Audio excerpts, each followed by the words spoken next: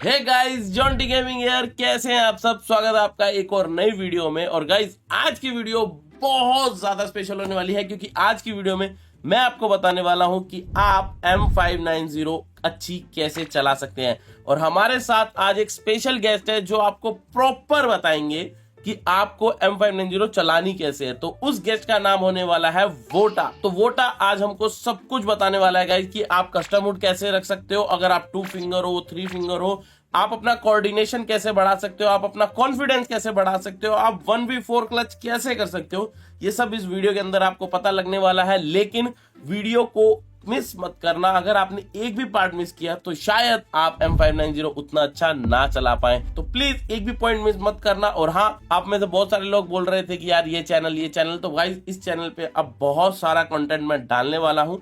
तो प्लीज जाओ और चैनल को सब्सक्राइब कर लो। नोटिफिकेशन बेल जो दिख रही है उसको ऑल पे सेट कर लो। तो चलो बढ़ते हैं वीडियो की तरफ। और आज की हमारी पहली टिप है कस्टम हुड। गाइस, अब हम वोटा से पूछते हैं कि कस्टम हुड बनाया कैसे जाए। तो एक बात बता, कस्टम हुड कितना इंपॉर्टेंट होता है? Custom hood almost main part ही है, बहुत ज्यादा होता है। और कस्टम हुड बनाया कैसे जाता है? मतलब वो अपने हिसाब से है, मतलब फायर बटन हो गया, जंप हो गया, वो अब खेलते खेलते अपने आप मतलब पता चल जाता है कैसे हमारे हिसाब से कैसे लाइक कितना सिंक हो रहा है ये कस्टम। और M590 के लिए क्या क्या चीजें जरूरी है? मेन तो एक रीलोड बटन है। रीलोड बटन मतलब लगाना है कि नहीं लगाना वो अपने ऊपर है। मैं प्रिफर करूंगा लगा लो, जहाँ पे रीलोड होता है वहीं। और फायर बटन का साइज वो सब मैटर करता है। तो अभी अगर अपन एक नया कस्टम हुड बनाए तो तू 2 फिंगर जो बंदे खेलते हैं, हाँ, और जो 3 फिंगर खेलते हैं, दोनों के लिए बनवा सकता है? हाँ, बनवा सकते हैं। ठीक है, तो सबसे पहले 2 फिंगर के लिए बनाते हैं। तो जैसे अभी ये पूरा रीसेट है,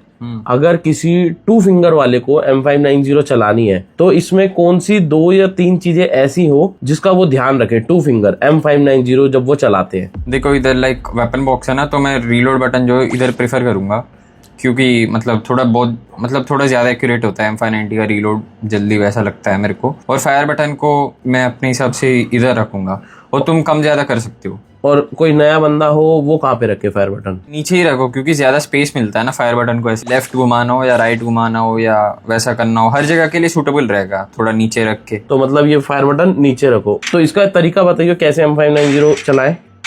नॉर्मल है, मतलब फायर बटन करो और ऐसे हाथ ले जाओ। तो ये एक ट्रिक होती है जिसकी वजह से M590 बहुत अच्छी चला सकते हैं। और अगर यही पे 3 फिंगर वाला प्लेयर हो तो 3 फिंगर हो तो 3 फिंगर पे तुम क्या कर सकते हो ना, तो उंगली को एक उंगली जो है ये ऑलरेडी तुम रीलोड बटन पे ही लगा सकते हो। तो जैसे ही फायर किया, ये तीसरा फिंगर मतलब रीलोड बटन पे दबा देना है। तो एक फिंगर जॉयस्टिक यूज हो रहा है, एक फिंगर फायर बटन और एक फिंगर ये रीलोड के लिए यूज हो रहा है। और जो मैं तुम्हें कह रहा था, ये 2 फिंगर में रीलोड कैसे होता है एक बार दिखाइयो। फायर किया और सीधा ऊपर दबाया, ऐसा मतलब धीरे धीरे मसल मेमोरी बन जाती है। तो गाइस, आई होप आपको ये समझ आ गया होगा कि जब आप 2 फिंगर खेलते हो तो आपको कैसा कस्टम हुड बनाना है, अगर आप 3 फिंगर खेलते हो तो आपको कैसा कस्टम हुड बनाना है। और अगर आपको चाहिए कि मैं कस्टम हुड बना के दूं तो मुझे कमेंट सेक्शन के अंदर कस्टम हुड कोड डाल देना। मैं कमेंट कर दूंगा वहां पे और उसको पिन भी कर दूंगा, जिसको कॉपी करके आपके इन गेम के अंदर वो वाला कस्टम हुड आ जाएगा जो वोटा का है। तो अगर आपको ये कस्टम हुड चाहिए तो मुझे कमेंट सेक्शन में बता देना।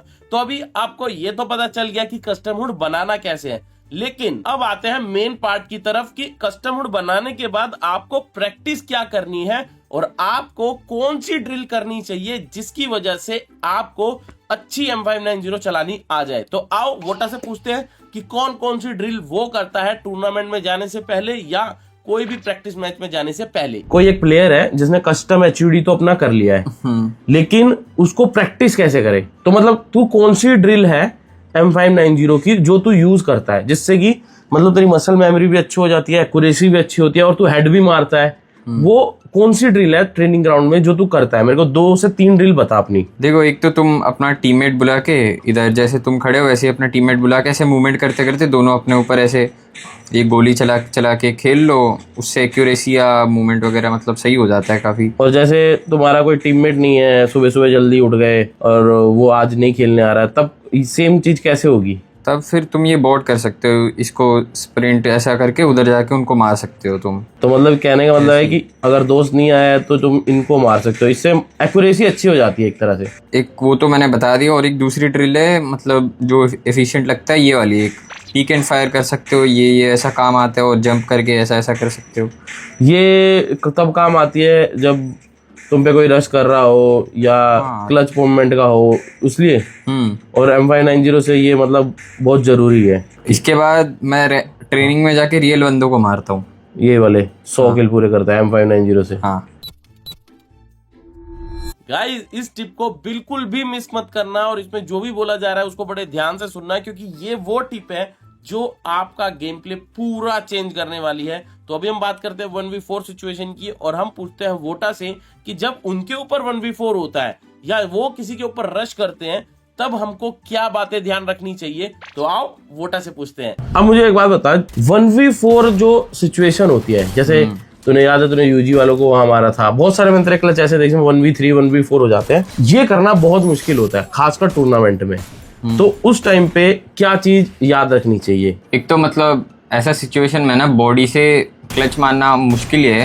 पहले तो आपको लाइक हेड मारना आना चाहिए। ऐसे सिचुएशन में मोस्टली हेड काम आता है। और हेड मारने की कोई ऐसी चीज है जो तू प्रैक्टिस करता है? तो मैं ट्रेनिंग में आता हूँ, इधर बॉट को ऐसे हेड मारने की प्रैक्टिस करता हूँ।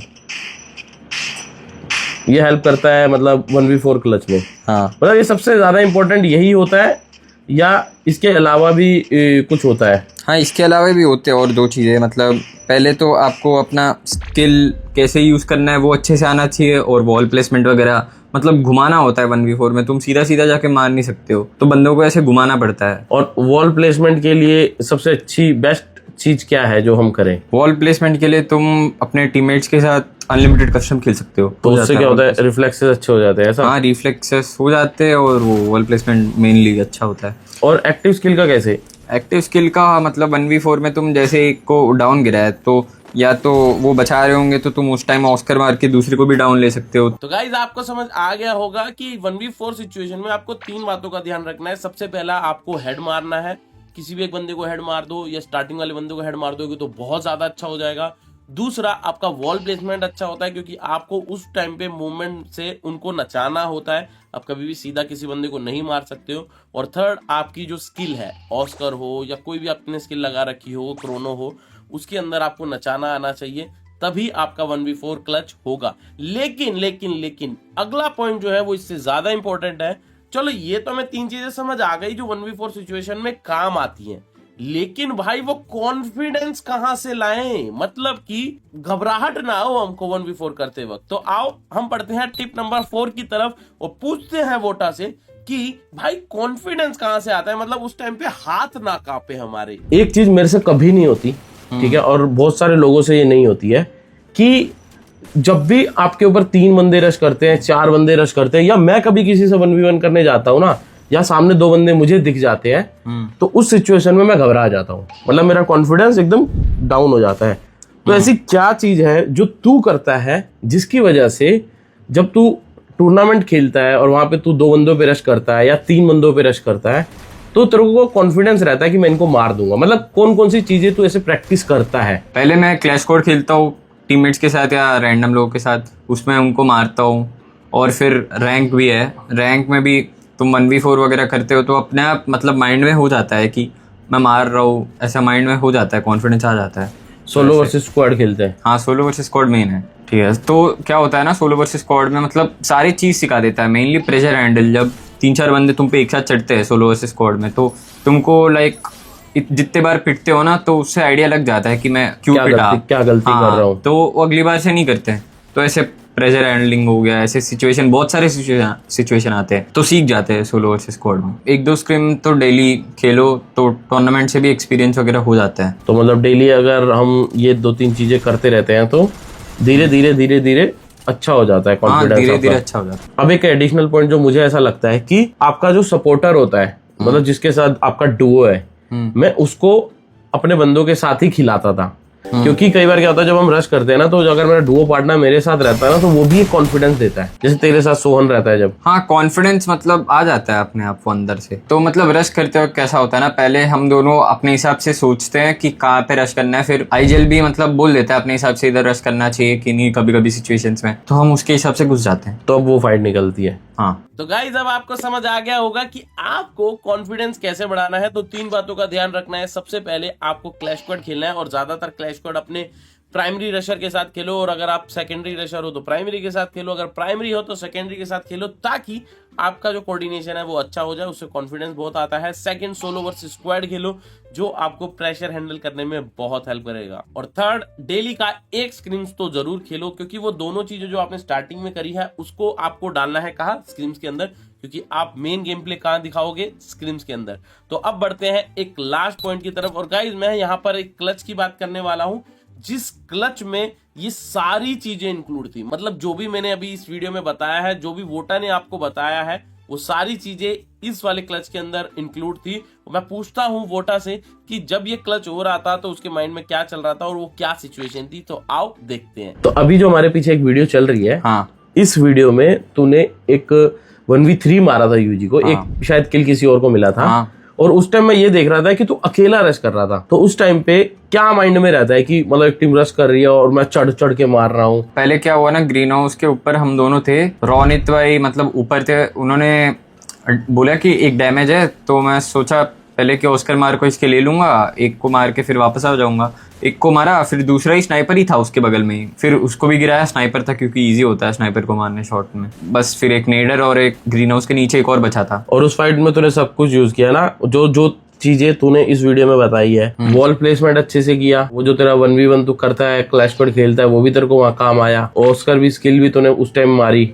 लास्ट में अपने पार्टनर का भी यूज भी किया, जब सोहन उस बंदे पे लास्ट में चढ़ रहा था और फिर तूने उसको मारा। तो सारी चीजें जो गाइस थी इसके अंदर, वो सारी चीजें उस क्लच में यूज हुई थी। तो ये जो भी चीज अभी हमने बताई है, ये सारी चीजें अगर आप प्रैक्टिस करोगे तो शायद बोल रहा हूँ M590 अच्छी चलेगी। क्योंकि बहुत लोग ये करते हैं ना कि भाई देख वो सीख लेंगे, मतलब जो तूने पॉइंट बोला है कस्टम वुड कॉपी कर लेंगे, सब कर लेंगे, लेकिन प्रैक्टिस नहीं करेंगे। तो मुझे एक बात बता, इनको बता कि प्रैक्टिस कितना ज्यादा जरूरी है अगर आपको एक अच्छी M590 चलानी है। तो प्रैक्टिस ही मेन है, मतलब रैंक वगैरह जितना खेलेंगे उतना आपको सब हो जाता है रैंक में। गेम सेंस हो गया, गन पावर हो गया, प्रेशर हैंडलिंग सब आ जाता है रैंक में। और एक दिन में कितना इनको खेलना चाहिए? अगर तुम स्क्रिम्स कम खेल रहे हो तो रैंक खेल सकते हो 2 से 3 घंटे, और स्क्रिम्स दिन का 2-3 खेल रहे हो तो फिर 1 घंटा रैंक एनफ। और क्लैश स्क्वाड भी दोस्तों के साथ खेल सकते हो, उसको भी 1 घंटा। तो आई होप आपको ये समझ आ गया होगा प्रैक्टिस कितना ज्यादा जरूरी है अगर आपको M590 अच्छी चलानी है। तो